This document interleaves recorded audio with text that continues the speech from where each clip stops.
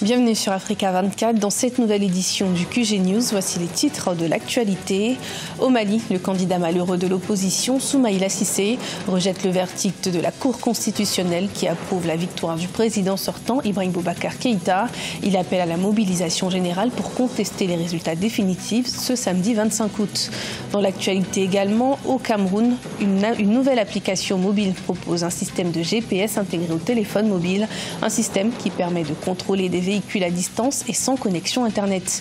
Et puis en fin d'édition, nous irons au Bénin à la rencontre de la compagnie Divine Marionnette. Il s'agit d'un groupe d'artistes qui ambitionne de faire connaître l'art de la marionnette au grand public. Mais tout d'abord, au Zimbabwe, la Cour constitutionnelle a confirmé l'élection du président Emmerson Mnangagwa ce vendredi 24 août. Suite à la requête de l'opposition le 10 août dernier pour des accusations de fraude, la Cour constitutionnelle avait mis en suspens la cérémonie d'investiture.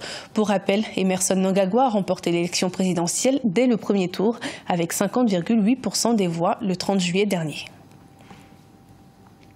Au Mali, l'opposant Soumaïla Cissé s'est exprimé ce jeudi 23 août pour la première fois depuis le verdict de la Cour constitutionnelle qui donne définitivement Ibrahim Boubacar Keïta vainqueur de l'élection présidentielle avec plus de 60% des suffrages. L'opposant a déclaré ne pas reconnaître ce verdict et a appelé à la mobilisation générale lors de la marche prévue le 25 août. Reportage de notre correspondant Mokhtar Bari. Avec 32,94% face au président sortant Ibrahim Boubacar Keïta, Soumaïla Cissé s'est adressé à la presse pour la première fois depuis le verdict de la Cour constitutionnelle. Devant un parterre de militants acquis à sa cause, le candidat de l'IRD et de la coalition Ensemble Restaurons l'Espoir, Soumaïla Cissé, rejette en bloc le verdict de la Cour constitutionnelle. Je rejette catégoriquement et sans équivoque les résultats proclamés par la Cour constitutionnelle. Je ne reconnais pas élu le président déclaré par elle.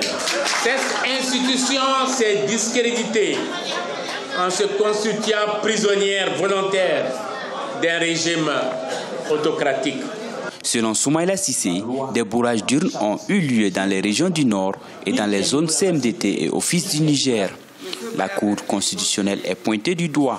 Il appelle les Maliens à la résistance. J'en appelle à la mobilisation de tous les acteurs politiques et de la société civile,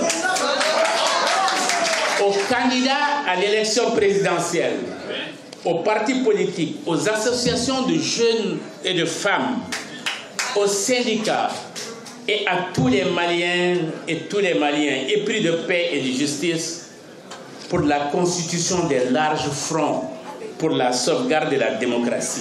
Ce samedi 25 août 2018, une marche dite synchronisée est prévue sur toute l'étendue du territoire, mais aussi dans les autres pays abritant des communautés maliennes. Au Ghana, l'ex-président John Dramani Mahama se présentera aux primaires du parti de l'opposition, le National Democratic Congress, qui auront lieu en octobre et novembre 2018. Il s'agit d'une élection qui permettra de désigner le candidat du parti pour l'élection présidentielle de 2020. John Dramani Mahama, qui a dirigé le Ghana de 2012 à 2017, y affrontera pas moins de 4 candidats. Au Cameroun, un développeur d'applications a profité des coupures d'Internet survenues en 2017 dans les régions du nord-ouest et du sud-ouest du pays pour créer une application de suivi de véhicules baptisée Zoomed. Il s'agit d'un GPS qui permet aussi l'envoi de SMS pour contrôler les véhicules automobiles à distance et sans avoir besoin de connexion Internet. Des explications avec Nathalie Mort. Zoomed est un système de traçage automobile sur mobile développé par le Camerounais Bruno Zouo. Il a été inspiré par la coupure d'Internet dans les régions anglophones du Cameroun de février à avril 2017. Dans ce contexte, le vol de véhicules munis de GPS connectés à Internet a augmenté dans ces localités. La simplicité d'utilisation de Zoomed, basée sur l'exécution d'ordres envoyés via SMS, est le principal attrait de cette application. Je n'ai pas besoin d'Internet pour connaître la situation du véhicule. Via des SMS, je suis informé de tous les déplacements de ma voiture. J'ai même accès à une commande à distance pour la stopper en cas de vol.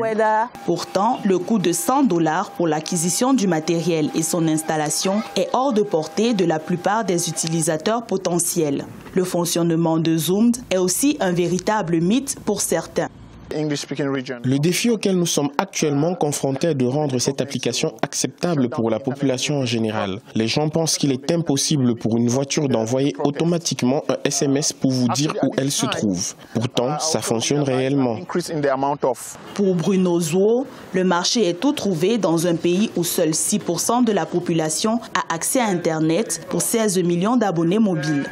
Jusqu'ici, l'application a été adoptée par 50 entreprises camerounaises et s'est exportée au Ghana et au Nigeria. En Afrique du Sud, l'inflation a atteint un taux record à 4,6% en juin. L'inflation a augmenté en juillet et stagne dorénavant à 5,1% par rapport à l'an dernier à cette même période.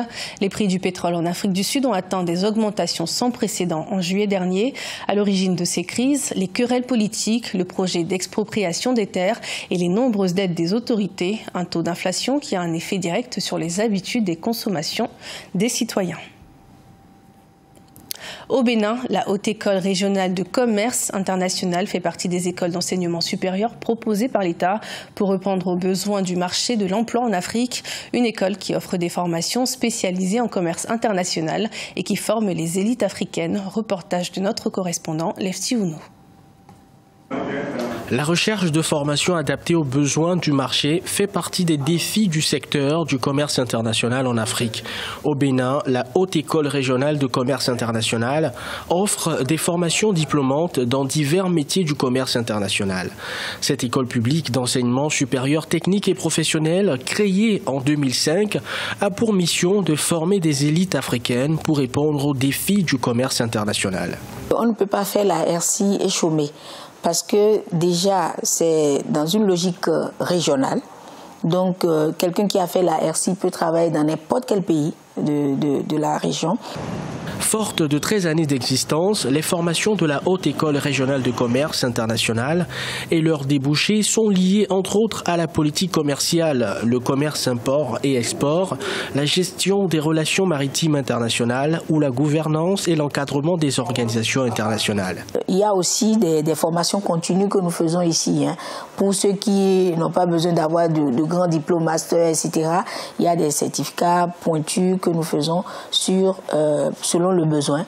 La Haute École régionale de commerce international accueille plusieurs nationalités d'étudiants de la sous-région. Elle compte respectivement 8 et 3 filières de master et licence. De 2005 à 2018, environ 500 étudiants ont été formés. Et ceux-ci en 8 filières de master et 3 de licence. Pour rappel, RC a été créé avec l'appui de l'Organisation mondiale du commerce et l'État du Bénin. Et toujours au Bénin, depuis 2016, un groupe d'artistes s'emploie à faire connaître l'art de la marionnette au grand public. Il s'agit de la compagnie Divine Marionnette. Cette troupe de marionnettistes expérimentés s'illustre principalement à travers des contes. Un art à découvrir avec notre correspondant Lefty Ounou. La compagnie Divine Marionnette promeut les contes à travers l'art de la marionnette. Divine Marionnette a été créée en 2016 au Bénin. Elle regroupe des marionnettistes, musiciens et comédiens ayant chacun une dizaine d'années d'expérience dans l'art de la marionnette. L'objectif du groupe est de révéler les talents et valoriser ce art.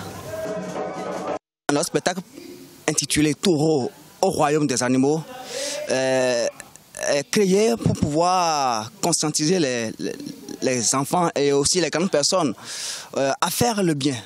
La compagnie Divine Marionnette est auteur de plusieurs créations, dont Pourquoi le chien et le chat sont devenus amis ou Nikadja le chasseur. Les comédiens marionnettistes, par le biais de leurs scènes, conscientisent, sensibilisent, éduquent et dénoncent les tares de la société. Déjà que vous avez ça, vous avez déjà ça en vous. Donc sur scène, vous donnez tout ce que vous avez. Vous donnez le meilleur de vous-même, pourvu que le public ait ce qu'il veut. Et nous, on fait tout pour leur donner ce que nous, on a en nous. L'art de la marionnette semble toujours méconnu et peu valorisé du grand public.